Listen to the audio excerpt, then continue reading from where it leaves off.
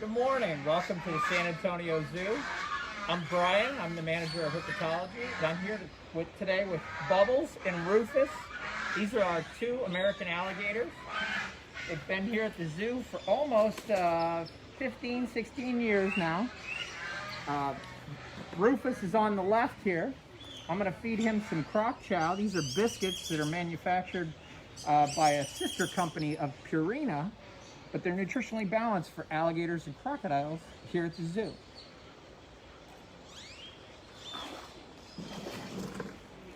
Rufus on the left there probably weighs over 400 pounds. We don't have a recent weight on him. Bubbles probably right around 250, maybe 300 pounds. Alligators have a great story here in their with that species due to the fact that they used to be endangered. These guys came off the endangered species list in the mid to late 80s, and that was due to conservation efforts and protection from the Endangered Species Act. Bubbles usually every year lays anywhere from 40 to 45 eggs with us. And these eggs, we don't hatch these eggs because alligators are now widely available throughout their range now. Population numbers are stable, so there's no need for us to breed them here at the zoo. In the wild, alligators would get a number of different prey items that they could catch, anything from fish to turtles to birds. Even adult gators will actually eat smaller gators. Now, our alligators here have been here for, like I said, almost 15, 16 years, and they're accustomed to us going in here and working with them in their habitat. Both of these guys, I believe, came from East Texas. And then average size for them is around, the adult males around 12 to 14 feet long, and females anywhere from 8 to 10 feet. The records for the biggest alligator are right around just over 19 feet long. So that would be probably, I think old Rufus here is about 10 to 12 feet, maybe a little bit longer. So it'd be, you're looking anywhere from 6, 7 feet longer than him possibly. Bubbles, you got a stick. That's not your dinner. Here at the zoo, they get this crock chow biscuit that you see her eating. But they also get, we give them fish, we give them frozen thawed rats and mice, we give them chicks, they'll occasionally get rabbits and guinea pigs.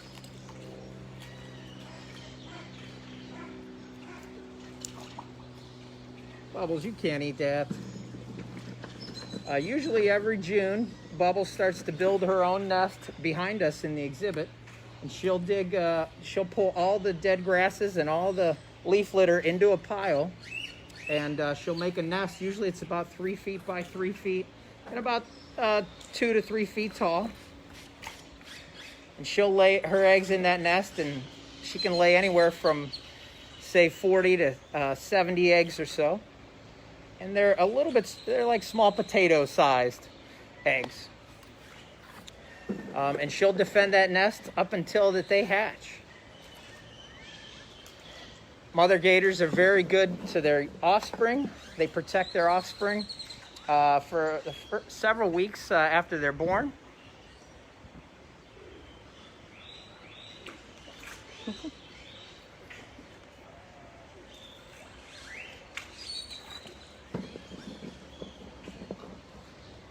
Cheryl would like to know what we do with the eggs if they don't hatch here. The eggs, like I said, we'll take them and we usually give them to education, and they're used for education to show where alligators actually start from. Lisa would like to know how you can tell them apart. Great question. In this setup, Rufus is much larger than the females. When they're younger, we have to have them. We have to examine them closely at their vent or cloaca to see if it's a male or a female. But generally speaking, males are usually a little bit larger.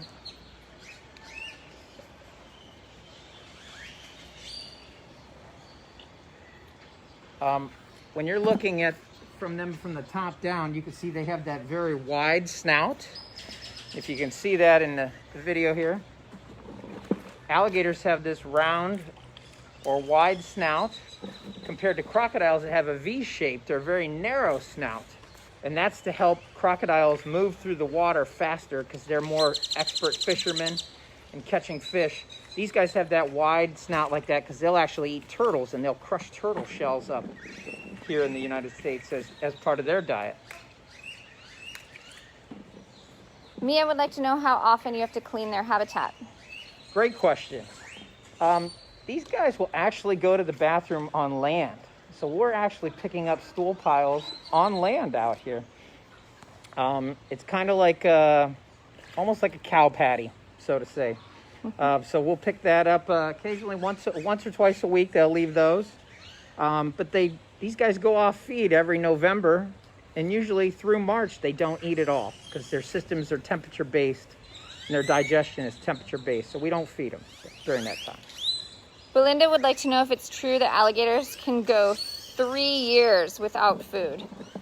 Ooh, good question. I'm not sure about the exact time that they can go without food. I know it's a very long time. But normally here, our gators at the zoo, they eat every March through November is when they're eating, and it's usually temperature based. Cece's son would like to know how sharp their teeth are. How sharp their teeth are? That's an excellent question. These guys don't have teeth like sharks that are razor sharp. Their teeth are actually, they're pointy, but they're not sharp like razor blades. Their teeth are more designed to bite and hold. These guys bite and hold animals, and then they'll pull them into the water. And they'll actually, larger prey items, they'll actually drown these prey items. But their teeth are designed to puncture and hold so they can grab them and pull them into the water. How long can they live? Excellent question. Alligators can live anywhere from 75 to possibly even over 100 years old.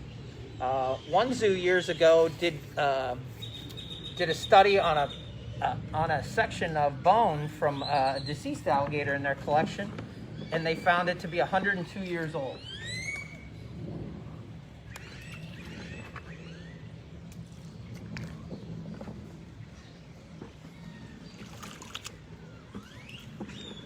Do they lose their teeth often? They do. These guys shed their teeth. Sometimes they'll break off when they're eating. Sometimes they'll fall out because they're growing new teeth in behind them. And I think they have somewhere in the range of 60 to 80 teeth in their mouth. Do they ever vocalize? They do. The males bellow, or they do kind of like it's a grumbling sort of call that they have, but it can be very loud, and it can be very heard from quite a distance away. Sometimes when the park staff comes through with the leaf blowers in the morning and it's breeding season, the male alligator will call back to the leaf blower thinking it's a rival male. How fast can they run? That is a good question. These guys, miles per hour, it's probably only short distances that they can run fast. Probably under 10 miles an hour or so, but it's quick. It's not a long sprinter. These guys are just short bursts of speed, and then they'll grab a prey item quickly out of the water and take it back in. But usually these guys are not running long distances. Do you know what the bite pressure is of an alligator? Ooh, that's an excellent question, the bite pressure. I know there have been studies done by several facilities on bite pressure and some universities on bite pressure for them. I want to say it's somewhere in the range of 500 to 1,000 pounds of pressure per square inch, but I'm not exactly sure on that number exactly.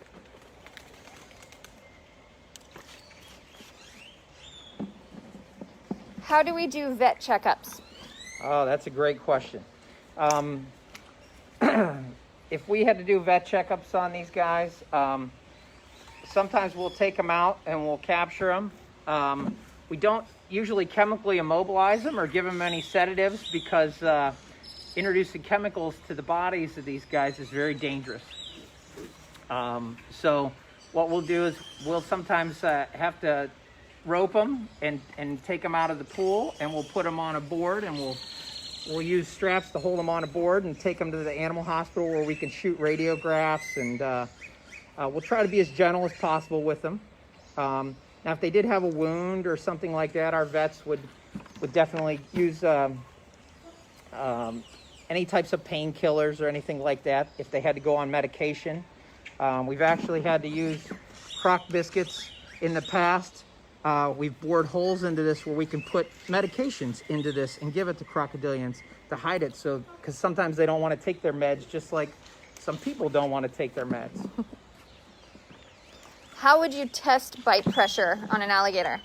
Excellent question. How I've seen it done, one facility had a sensor in between two boards, and then they put that sensor into the mouth of alligators and crocodiles to have them bite down on that and have that register that pressure. John would like to know if we ever get any babies from these alligators. That's an excellent question, John. We don't breed these guys here just because, one, alligators now are well represented in zoos throughout the United States and around the world now.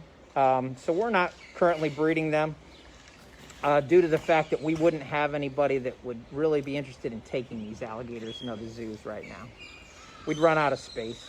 We only have enough for the two alligators here, Bubbles and Rufus, so we're not breeding them. Do crocodiles and alligators come from the same family? The same family? No. These guys are the American alligator. The scientific name is Alligator mississippiensis. And so, like crocodiles, for instance, the American crocodile is called Crocodilius acutus, and they're in the genus Crocodilius, and then acutus would be the species. These guys are in a different family. They're in I believe, the family Alligatoridea. And then crocodilians are in Crocodilidae. Are there any other types of alligators besides the American alligator? Oh, that's a great question. There are American alligators, and there's also the Chinese alligator. The Chinese alligator is much smaller than American alligators, only getting around 4 feet or so. They're very territorial, and they come from a very small range in China, and they're actually losing habitat. The habitat destruction is the biggest threat to them, and they're really endangered, the Chinese alligators. So how long does the American alligator get? How long do they get? The records for males is over 19 feet long. Females, on average, 8 to 10 feet would be a good sized female. You see Bubbles here is probably anywhere from 6 to 8 feet now.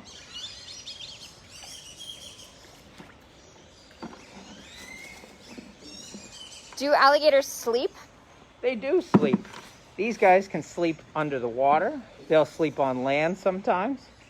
Here at the zoo, they don't have to hunt or defend a territory, so these guys would probably sleep even more than they would in the wild.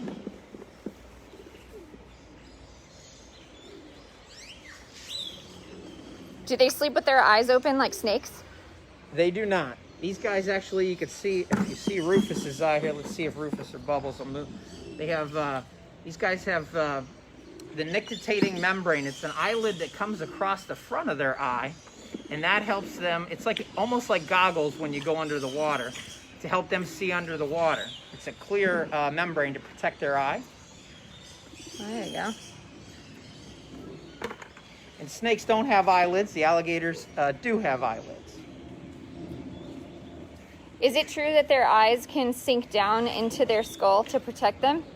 That's absolutely right. They do. You can see sometimes when they swallow, they'll drop down. When they submerge under the water, sometimes they'll drop their eyes down. So 2 questions. How much do they eat in a day, and what's in a crock biscuit? Excellent question. We feed our gators here only about two times a week. Sometimes only one time a week. In captivity here, we're trying to watch their figure. We don't want them to put on too much weight. So we're giving them about 1 to 2% of their body weight of diet a week. Right now, they're getting anywhere about 6 to 8 pounds of diet a week.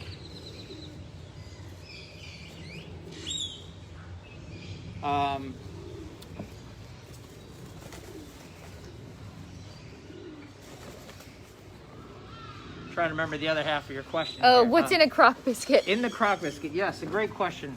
The crock biscuits, these guys have bone meal, fish meal in it. I believe there's chicken meal in these. These are excellent because the company can make them float, and you can see they're floating in the pool here behind us. They can make them sink. It's an excellent company that the zoos have worked with over the years. And they could survive completely on this captive diet alone if necessary, but we like to give them some whole prey items and keep their diet mixed up. Have you ever tried a crock biscuit? I have not. It's not in my diet. Do they ever get any enrichment, and if so, what type?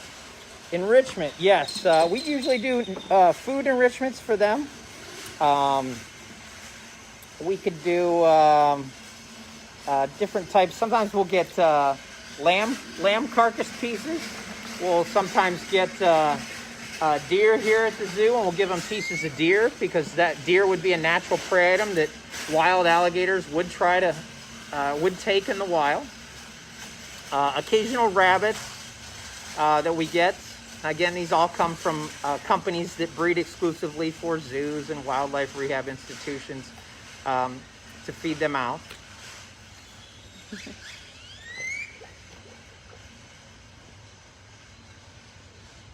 What's your favorite thing about working with alligators? Working with alligators, that they all have different personalities. Rufus, his personality, he just likes to eat whatever we bring in here. He'll do anything for food mostly. Bubbles is a little bit more standoffish. She sometimes doesn't want to. These guys are trained for a variety of behaviors. They'll open their mouths for us so we can look at their teeth and make sure that their teeth are good and make sure the insides of their mouths are okay and they don't have any injuries.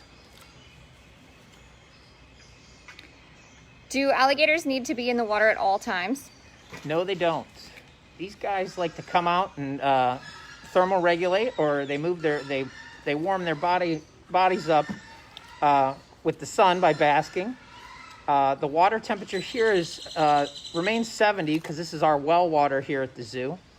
But they come out and they bask in the sun, and that brings their body temperatures up. And when their temperatures feel good, they'll go back into the water or get out of the sun and back into the shade. And large gators like Rufus here can handle that temperature. They can hold that temperature for a lot longer than smaller gators. Like younger gators have to get out and bask more frequently throughout the day to keep their body temperatures optimal. Can crocodilians tell the different animal care specialists apart? They can. We have 2 primary keepers right now that work with Rufus and Bubbles, and they're wearing different colored uniforms than myself. So they'll come in here and they learn the tone of their voices, the style of the training sessions they have. They pick up on all those quirks of the trainers, and they become accustomed to being trained a certain way. Do alligators have spikes on their back, and why? It's a great question. I don't know if you can see on the back of Rufus here when he surfaces again, or possibly Bubbles. They have each one of those little scoots or squares down their back are raised. Those are called osteoderms. And those are actually, each one of those are little pieces of bone to help protect them from other alligators. If you look, you can look online and look up an x-ray of an alligator, and you can see on the back that these guys are just armor-plated animals. You know, the jaw is all bone there. Where the eyes are, there's eye sockets, and there's for those to drop down, and that helps to protect them out in the wild.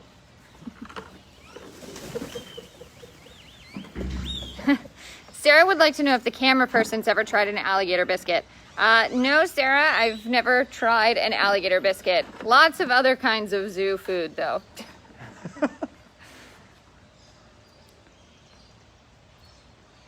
How many alligators does the zoo have?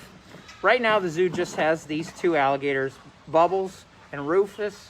Rufus has been here for 15 years, and Bubbles has been here for 16 years.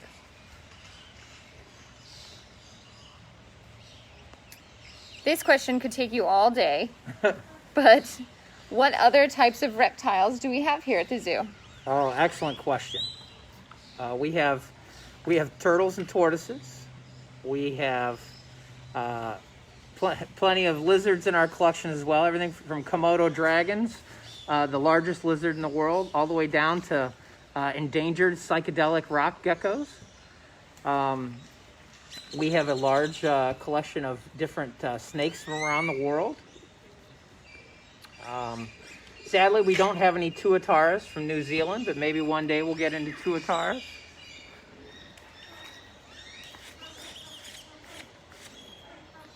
Do alligators have any natural predators? Yes. As youngsters, they will get taken by, they could get taken by fish, they could be taken by turtles, they could be taken by birds of prey, some egrets, some wading birds as well, and even small mammals may try to eat them, possibly raccoons when they're small baby alligators. But when they get bigger to adult size, really only man is the only predator on these, and other alligators that would possibly be a threat to them. How big are our alligators? Our alligators, Rufus here is probably, I'd say he's probably around 12 feet long and just over 400 pounds. Bubbles is, she's probably 8 to 9 feet long or so and right around 250 pounds. How often do we feed our alligators? We feed our alligators here twice a week. And then from November through March, they don't eat for us. These guys go off feed during the winter months. It's normal for alligators not to feed because if they would eat during those winter months and it would get cold out, the food would rot in their stomach. How long can they live? That's a great question. The lifespan for these guys is about 75 years, but there are reports of them going over 100 years now. These guys, when you look at the faces of them and their bodies, these animals are definitely cousins. They're more closely related to birds than other reptiles, but they're definitely cousins of the dinosaurs.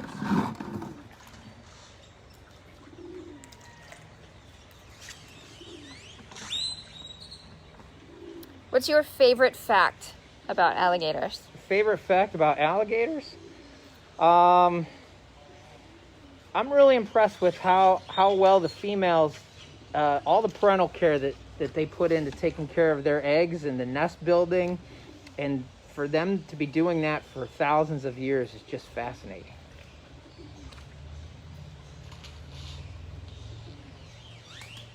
All right, last question before we wrap it up. Chip would like to know if alligators and crocs are cousins or if they are completely different. They're all crocodilians. They're just in different families. One of the things that separate alligators and crocodiles, one of the differences are that if you look on the alligator's head, on each one of the little scales in there are little dots. There's the nerve endings on each one of those scales called it's an ISO. It's short for an integumentary system receptor on each one of those scales, and alligators just have them on their heads. And so do caimans. Caimans just have them on their heads, but crocodiles have them all over their bodies. And they use those to detect movement in the water for fish next to them. So in murky water, a crocodile might be able to detect a fish swimming by it or near it and turn and eat it, as where an alligator wouldn't be able to do that on the back side of it. All right, one last question. Noah would like to know how fast alligators can move. How fast can they move? In short distances, very fast. Rufus here is being great and not coming out at us. If this was a wild alligator, we'd definitely be a lot more concerned about approaching him this close. But Rufus is accustomed to us coming into his enclosure here and working with him. But they can move really quick in short distances. Which makes them incredible predators.